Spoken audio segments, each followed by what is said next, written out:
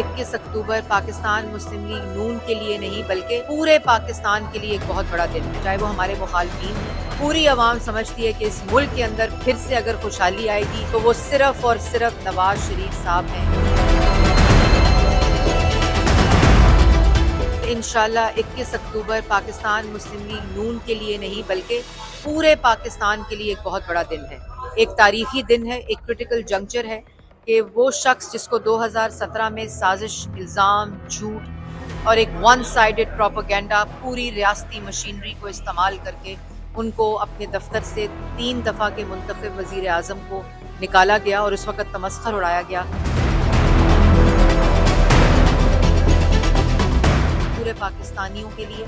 अवाम के लिए, शहरियों के लिए एक उम्मीद है और वो उम्मीद उनकी आंखों में झलक रही है। चाहे वो हमारे मुखालफीन हों, वो बात ये जानते हैं कि सिर्फ मोहम्मद नवाज शरीफ ही, जिन्होंने पहले भी इस मुल्क के अंदर अमन दिया था, खुशहाली दी थी, 14,000 मेगावाट बिजली दी थी, सीपैक दिया था, नौजवान को रोजगार दिया था, मुल्क के अंदर से दहशतगर्दी खत्म की थी, इस पूरे मुल्क में इंफ्रास्ट्रक्चर दिया था और इकोनॉमिक स्टेबिलिटी के साथ साथ पॉलिटिकल स्टेबिलिटी जो दी थी 2017 में, वो दोबारा से उसकी वापसी और फिर से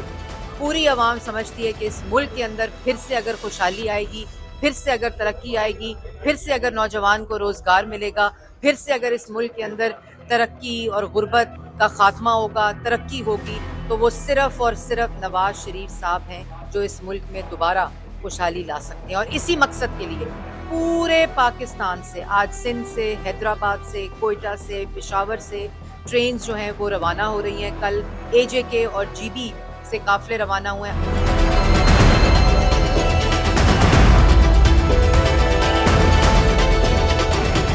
मीनारे पाकिस्तान में पूरे पाकिस्तान से जो हमारे MSF के लोग हैं वो 2 दिन से क़याम पजीर हैं और अभी भी उनके कैंप्स लगे हुए हैं। तो एक ऐसा जज्बा है, एक ऐसी उम्मीद है और वो उम्मीद सिर्फ और सिर्फ मोहम्मद नवाज शरीफ के साथ जुड़ी हुई है।